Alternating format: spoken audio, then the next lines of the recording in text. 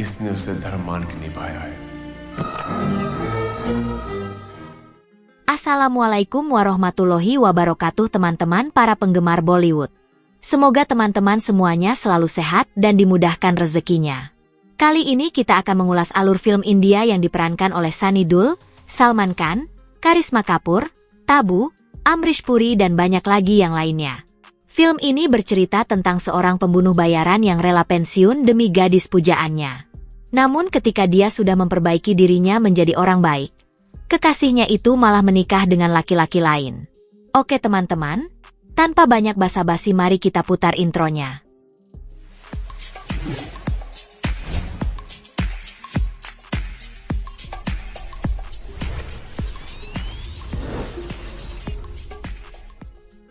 Cerita dimulai dengan memperkenalkan Gajraj Chaudhry yang merupakan seorang kriminal licik yang menyamar sebagai pengusaha. Ia dikenal sebagai penyelundup senjata ilegal dan juga barang haram ke berbagai negara. Pada suatu hari, dua asistennya yang bernama Govardhan dan Pitambar terlihat datang menanyakan rencananya terhadap seorang jurnalis yang tengah berusaha membongkar bisnis gelapnya itu. Dengan dingin si Chaudhry menjawab bahwa ia akan menghabisi jurnalis itu tanpa perlu mengotori tangannya sendiri. Dan benar saja. Tak lama kemudian jurnalis tersebut terlihat berlari ketakutan karena dikejar oleh sekelompok preman di pasar. Kejadian itu secara kebetulan disaksikan oleh seorang pria bernama Siddharth Sharma dan putrinya yang bernama Kajal. Preman-preman itu dipimpin oleh seseorang bernama Karan, yang diceritakan merupakan yatim piatu yang terkenal kejam dan ditakuti di kota itu. Dan rupanya Karan adalah senjata yang dimaksudkan oleh Chaudhry.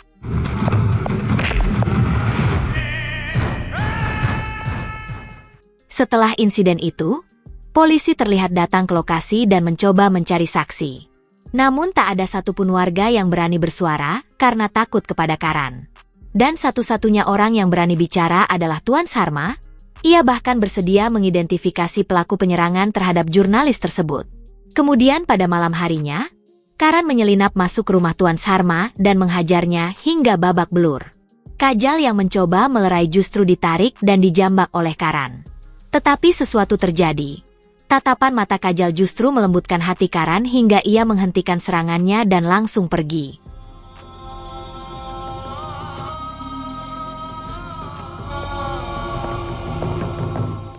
Lalu untuk melampiaskan amarahnya, Karan mendatangi sebuah rumah bordil milik seorang wanita yang bernama Tulsi Bai. Wanita itu terlihat menyambut Karan dengan tarian. Namun wajah Kajal malah terus terbayang dalam pikirannya, membuat Karan menjadi gelisah dan bingung terhadap perasaannya sendiri. Sejak saat itu si Karan pun mulai mengikuti Kajal kemanapun ia pergi. Kemudian di suatu hari, lonceng kaki Kajal tiba-tiba terlepas dan Karan memungutnya untuk dijadikan sebagai liontin di kalungnya. Kajal pun semakin takut dan merasa tidak aman di luar rumah. Melihat kondisi putrinya itu, Tuan Sharma lalu melapor ke polisi dengan bantuan seorang teman. Setelah itu kabar baik pun datang dari pihak kepolisian. Karan yang selama ini sulit disentuh hukum akhirnya bisa dijebloskan ke penjara. Saat ditahan itu si Karan dipukuli. Namun ia tampak tak merasakan sakit karena pikirannya terus dipenuhi oleh Kajal. Kemudian pada esok harinya, Tulsi Bai terlihat datang membebaskannya dengan jaminan. Ia menangis melihat kondisi Karan yang terluka dan dengan sabar merawatnya di rumah bordirnya. Meskipun mencintai Karan, Tulsi Bai tak pernah mengungkapkannya karena ia sadar bahwa dirinya hanya seorang wanita penghibur yang dianggap tak layak memiliki cinta.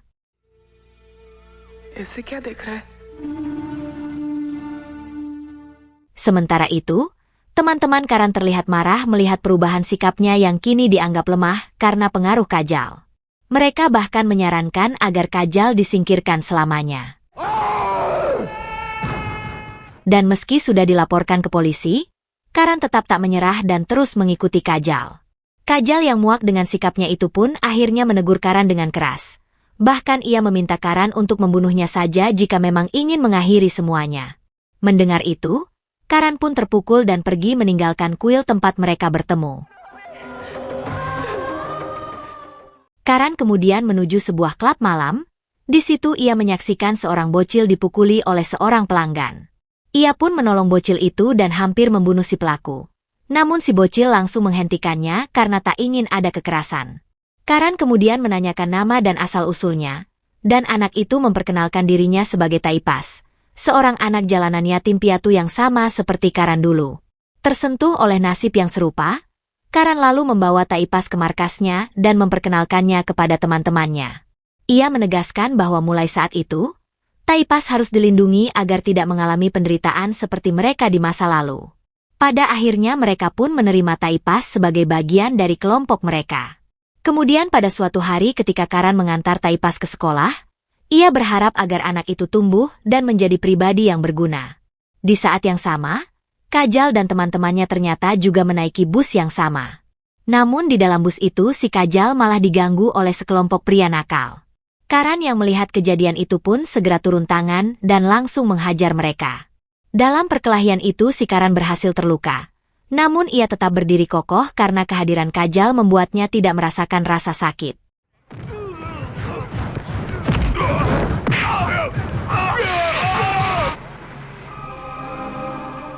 Para pelaku itu pun akhirnya dibawa ke kantor polisi. Namun saat itu Pak Polisi malah hendak menangkap Karan dan Kajal mencegahnya. Ia bersaksi bahwa Karan tidak bersalah, bahkan dialah yang telah menyelamatkan kehormatan mereka. Kemudian saat pergi, si Taipas tersenyum kepada Kajal, dan Kajal pun juga membalas senyuman itu. Secara perlahan, ketakutan dan kebencian Kajal terhadap Karan mulai luntur, berganti dengan rasa simpati dan ketertarikan. Kemudian pada malam harinya, Taipas secara diam-diam tiba-tiba masuk ke kamar Kajal dan memintanya menjadi teman. Kajal pun menyambut permintaan itu dan mulai bertanya lebih jauh tentang sisi lain kehidupan Karan. Dari percakapan itu, Kajal mulai memahami bahwa Karan sejatinya adalah orang baik, hanya saja lingkungan keras yang membentuknya menjadi preman. Sejak saat itulah si Kajal mulai mendekati Karan. Awalnya Karan bersikap kikuk dan bertanya apakah Kajal sudah tidak takut lagi kepadanya. Kajal menjawab dengan yakin bahwa kini ia percaya bahwa Karan adalah orang baik. Singkat cerita hubungan mereka pun semakin dekat. Dan suatu ketika, Kajal meminta maaf karena kemarin telah melaporkan Karan ke polisi, dan ia juga tahu bahwa Karan sempat dipukuli. Namun Karan menjawab bahwa ia tak merasakan sakit apapun karena bayangan Kajal selalu menemaninya. Mendengar itu si Kajal pun tersipu, ia lalu meminta Karan untuk meninggalkan dunia hitam jika ingin terus berteman dengan dirinya. Pada akhirnya secara perlahan si Karan pun mengubah sikap dan juga penampilannya.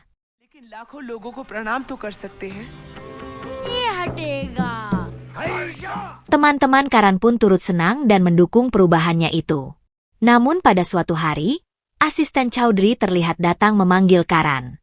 Karan akhirnya bertemu dengan Chaudhry untuk menyatakan pengunduran dirinya dari pekerjaan kotor mereka.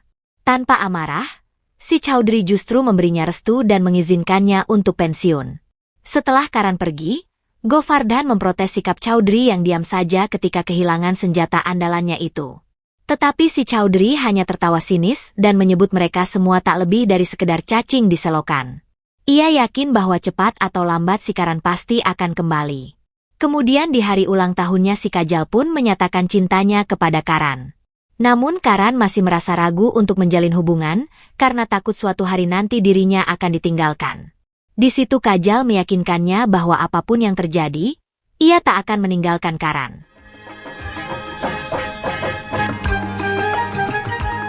Teman-teman Karan pun bahagia melihat perubahan Karan yang kini mulai tersenyum dan dapat menjalani hidup dengan penuh harap.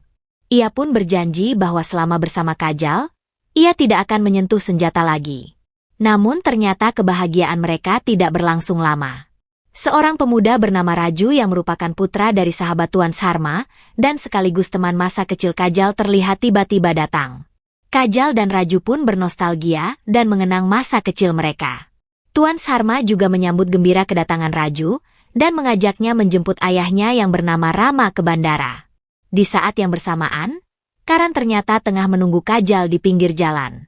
Ketika rombongan Kajal lewat, ia hanya menoleh ke arah Karan tanpa sempat menyapanya. Sesampainya di bandara, mereka pun akhirnya bertemu dengan Rama setelah bertahun-tahun di luar negeri demi mengembangkan bisnisnya. Ternyata Rama kini kembali ke India untuk membuka cabang usahanya itu. Saat itu tiba-tiba si Govardhan dan Pitambar datang menghampiri Rama dan mengajaknya untuk bertemu dengan Chaudhry. Rama kemudian menyuruh Raju pergi lebih dulu bersama Kajal dan Sarma, sementara ia akan menemui Chaudhry. Ternyata si Chowdhury adalah kakak ipar Rama, yang merupakan kakak kandung dari istrinya. Itu berarti si Raju adalah keponakan si Chowdhury. Chowdhury pun terlihat senang mendengar kabar bahwa Rama akan membuka bisnis pelayaran, terlebih karena Raju akan menjadi pemimpinnya. Namun si Rama masih ragu. Ia khawatir jika putranya itu akan menolak jika tahu bisnis mereka sebenarnya tidak bersih. Namun Chowdhury meyakinkan iparnya itu bahwa darah si Rama lah yang mengalir dalam tubuh Raju, dan pada akhirnya si Raju pasti akan menuruti perintahnya. 413, 413. Kemudian pada keesokan harinya si Kajal menemui Karan. Saat itu Karan tampak kesal karena kemarin Kajal tidak datang menemuinya. Kajal pun hanya tersenyum dan menggoda Karan dengan bertanya, "Bagaimana kalau suatu hari nanti aku menikah dengan orang lain?" Mendengar itu Karan pun langsung murka.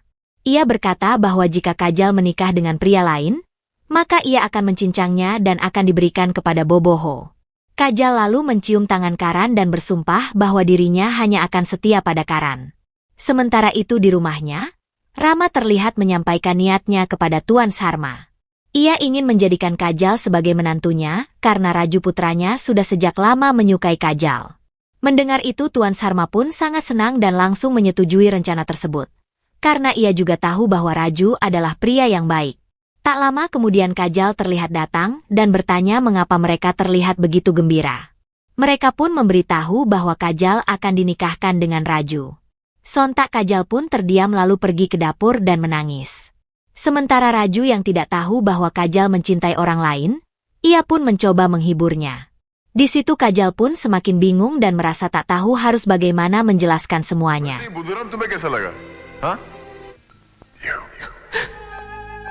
Di sisi lain, Karan mengungkapkan kepada Tulsibai bahwa ia telah jatuh cinta. Tulsibai sempat berharap bahwa wanita itu adalah dirinya. Tetapi hatinya menjadi hancur ketika Karan menyebut nama Kajal. Meskipun sakit hati, Tulsibai memilih untuk memendam perasaannya dan ikut bahagia demi kebahagiaan Karan. Setelah Karan pergi, ia baru menangis tak karuan. Asistennya yang melihat itu pun merasa kesal karena Tulsibai terlalu menyembunyikan perasaannya.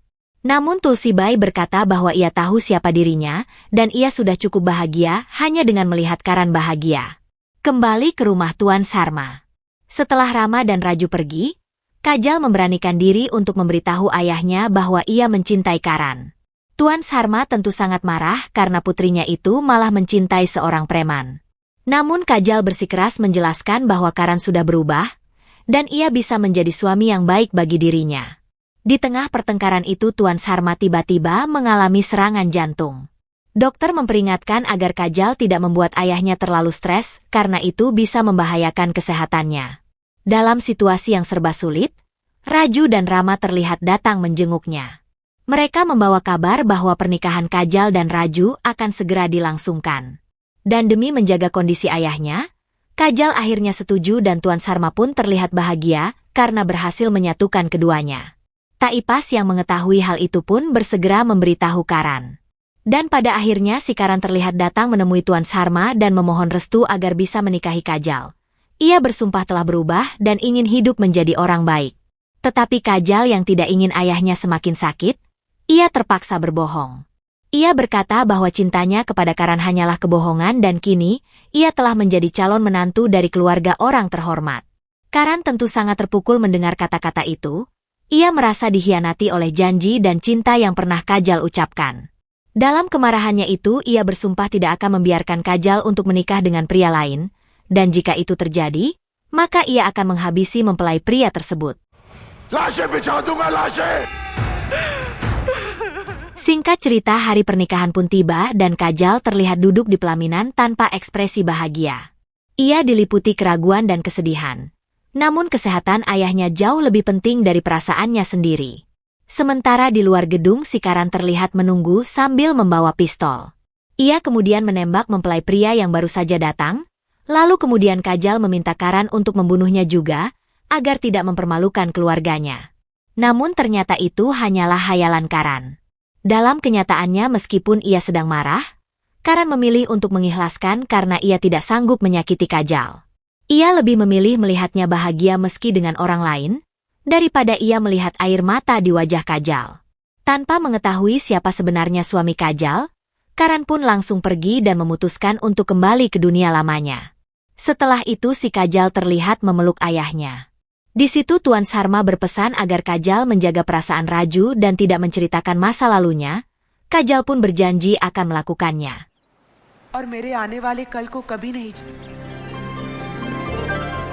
Kajal dan Raju kemudian pergi berbulan madu ke luar negeri. Raju tampak sangat bahagia dan ia memperkenalkan Kajal kepada teman-temannya, yang ternyata mereka semua sudah mengenal nama Kajal. Raju memang sering bercerita tentang Kajal selama berada di luar negeri. Kajal pun tak menyangka bahwa Raju mencintainya sedalam itu, apalagi setelah ia mendengar kisah haru dari Raju, di mana sebelum meninggal, ibunya ternyata sempat berpesan agar ia menikahi Kajal.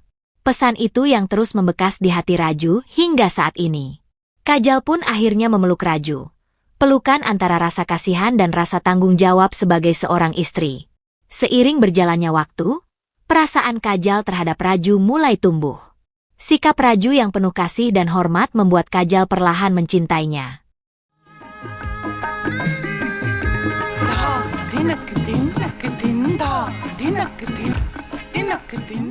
Keluarga besarnya pun kembali menggelar perayaan untuk merayakan pernikahan mereka, dan semua tampak bahagia.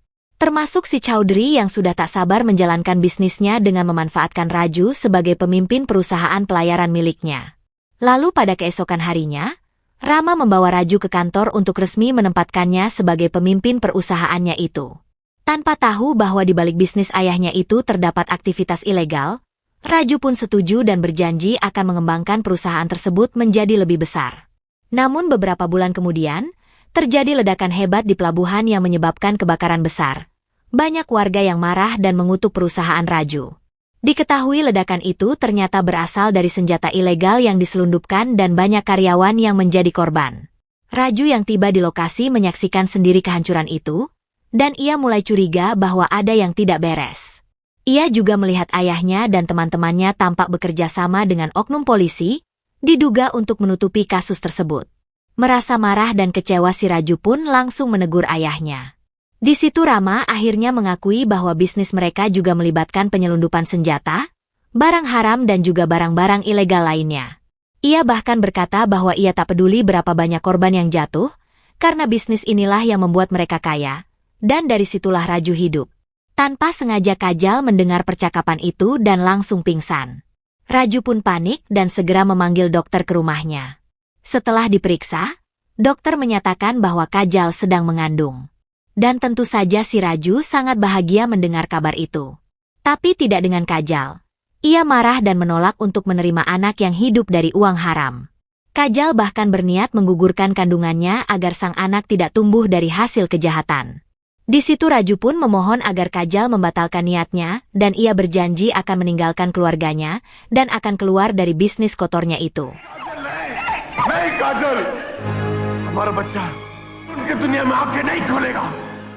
Singkat cerita 4 bulan pun berlalu. Terlihat Chaudhry, Rama dan kelompok mereka kalang kabut karena Raju menghilang. Karena tanpa persetujuan Raju, pengiriman barang mereka akan tertahan di laut dan merugikan mereka miliaran rupiah. Si Chaudhry akhirnya menyuruh Rama untuk membujuk Raju agar mau bertemu dengan dirinya. Dan pertemuan antara Chaudhry dan Raju pun terjadi. Dalam pertemuan itu si Chaudhry langsung menceritakan masa lalunya, di mana ia pernah kehilangan istri dan anaknya dalam sebuah kecelakaan tragis. Istrinya meninggal saat mengandung anak pertama mereka. Dengan dingin si Chaudhry mengakui bahwa kecelakaan itu disebabkan oleh dirinya sendiri, karena sang istri menentang bisnis haram yang ia jalani. Ia kemudian memperingatkan Raju agar tidak membuat kesalahan yang sama dan mengancam akan melakukan hal yang serupa terhadap Kajal jika ia menghalangi urusan bisnisnya. Mendengar itu tentu saja si Raju naik pitam. Ia memperingatkan pamannya itu untuk tidak menyentuh Kajal, atau ia tak segan mendorongnya dari tebing saat itu juga.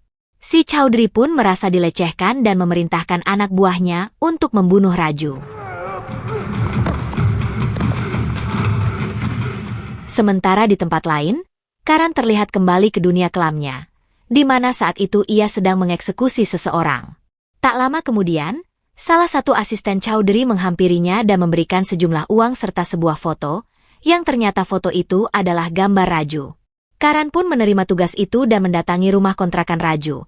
Tetapi betapa terkejutnya ia ketika melihat Kajal berada di sana dan menyadari bahwa Raju adalah suami dari wanita yang sangat ia cintai. Kajal yang kaget dan takut melihat Karan pun langsung jatuh lemas. Sementara si Karan tanpa berkata apapun ia langsung pergi.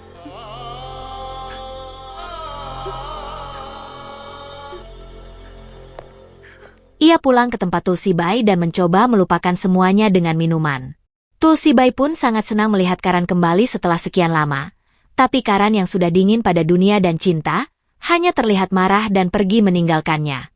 Saat berada di jalan, Karan bertemu kembali dengan asisten Chowdhury dan ia pun langsung mengembalikan uangnya karena ia tak sanggup membunuh Raju.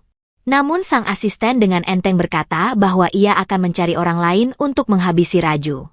Mendengar itu, Karan pun marah besar dan tanpa sadar membunuh pria itu. Si Chowdhury sangat murka saat tahu asistennya telah modar di tangan Karan. Namun ia tetap bertekad untuk membunuh Raju dengan mengutus kelompok preman lain. Pada suatu hari saat Kajal dan Raju tengah berbelanja, tiba-tiba Kajal melihat Karan dari kejauhan dan ia pun langsung pingsan karena ketakutan. Ia mengira Karan datang untuk membunuh Raju. Padahal sebaliknya, si Karan datang untuk melindungi mereka karena ia tidak ingin melihat Kajal bersedih atau kehilangan orang yang dicintainya. Saat para preman menyerang, Karan dan Raju bahu-membahu melawan mereka dan terjadilah baku tembak di tempat itu. Setelah para penyerang berhasil dikalahkan, Karan menghilang dalam diam. Raju lalu membangunkan Kajal dan Kajal memeluknya dengan penuh rasa syukur.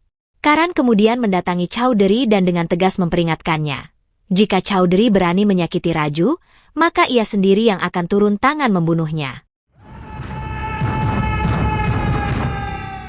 Sejak saat itu si Karan diam-diam terus mengawasi rumah Kajal. Meski Kajal masih diliputi rasa takut dan salah sangka bahwa Karan berniat mencelakai suaminya. Sementara itu Raju yang masih marah terhadap bisnis kotor ayah dan pamannya, ia pun memutuskan untuk membakar pabrik mereka sebagai bentuk perlawanan. Aksi nekatnya itu secara tidak sengaja disaksikan oleh Pitambar dan Govardhan, dan mereka pun langsung melaporkannya kepada Chowdhury. Namun sebelum Raju berhasil menyelesaikan aksinya, ia diserang oleh para preman penjaga pabrik. Raju terluka parah dan hampir terbunuh. Tapi Karan datang tepat waktu untuk menyelamatkannya. Setelah itu Karan pun membawa Raju pulang ke rumahnya. Kajal yang melihat kondisi suaminya pun langsung histeris dan menangis. Karan mencoba menenangkannya, meyakinkan bahwa selama dirinya masih hidup, maka tak akan ada orang yang akan menyakiti Raju. Di situ Kajal akhirnya menyadari kebenaran. Ia mengejar Karan dan meminta maaf karena selama ini telah salah menilai. Ia mengira Karan adalah ancaman, padahal Karan justru adalah penyelamat mereka. Saat Raju mulai sadar, Kajal memohon ampun atas pengkhianatan masa lalunya kepada Karan. Semua itu ia lakukan demi menyelamatkan ayahnya yang saat itu mudah terkena serangan jantung. Disitulah Karan akhirnya memahami alasan Kajal mau menikah dengan Raju, dan ia meminta Kajal untuk melupakan masa lalunya dan fokus pada kehidupannya yang sekarang. Tiba-tiba Raju terdengar menjatuhkan sesuatu dan mereka menyadari bahwa ia sudah benar-benar sadar. Kajal pun tersenyum lega. Raju kemudian mengucapkan terima kasih kepada Karan karena telah menyelamatkan hidupnya dan mempertahankan keluarganya. Sementara di tempat lain, Chowdhury mendengar bahwa pabriknya telah dibakar. Ia pun marah besar dan bersumpah akan membunuh Raju dengan tangannya sendiri. Di situ si Rama mencoba membujuk agar Chowdhury memaafkan Raju karena ia adalah satu-satunya anak yang dimilikinya. Namun tanpa ampun, si Chowdhury justru membunuh Rama karena menganggapnya lemah dan tak berguna. Kamera film kembali ke rumah Raju. Ia akhirnya mengungkapkan bahwa dirinya sudah mendengar kisah cinta antara Kajal dan Karan. Raju merasa heran bahwa di dunia ini masih ada orang seperti Karan, yang bersedia mempertaruhkan nyawanya demi kebahagiaan wanita yang ia cintai. Bahkan wanita itu sudah menjadi istri orang lain. Mendengar itu, Karan hanya menjawab bahwa ia melihat Raju sebagai pria yang baik dan pantas untuk menjaga Kajal.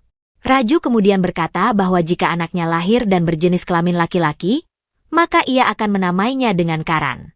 Mendengar itu si Karan pun terharu. Sesaat kemudian, Chowdhury dan kelompoknya tiba-tiba datang menyerbu rumah mereka. Beruntungnya si Karan masih berada di sana dan langsung ikut membantu.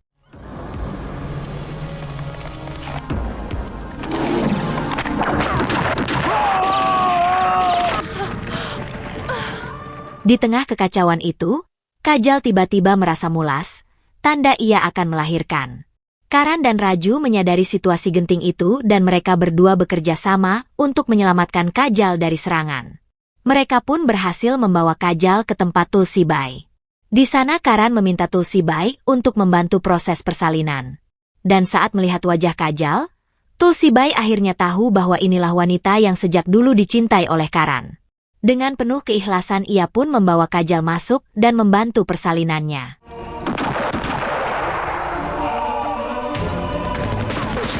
Sementara di luar rumah, Karan dan Raju berjuang mempertahankan rumah itu dari serangan Chaudhry dan anak buahnya, dan Kajal di dalam rumah sedang berjuang untuk melahirkan. Kemudian saat Raju hendak masuk, Chaudhry membidiknya dengan pistol dan Karan pun langsung menghalangi dan ia menjadi sasaran. Dirinya bahkan didirdor berkali-kali. Di saat genting itu, si Taipas datang dan melemparkan pistol kepada Karan. Dengan sisa tenaganya, Karan pun langsung menembak Chaudhry hingga roboh dan modar. Namun Karan sendiri setelah itu berhasil ambruk di pelukan Raju. Di saat yang bersamaan, terdengar tangisan bayi yang baru lahir dari dalam rumah. Karan pun tersenyum lalu menghembuskan napas terakhirnya dalam damai. Melihat hal itu si Tulsibai menangis histeris menyaksikan kepergian Karan. Raju kemudian menggendong bayinya dan berkata, "Namanya Karan dan ia akan selalu hidup bersama kita." Lalu kemudian film pun berakhir. Oke teman-teman, itulah kisah mengharukan dari film JIT yang dirilis pada tahun 1996. Tentang cinta, pengorbanan dan keberanian meninggalkan masa lalu demi orang yang dicintai. Akhirnya Mimin izin pamit dan sampai jumpa lagi di video selanjutnya. Sekian. Assalamualaikum warahmatullahi wabarakatuh.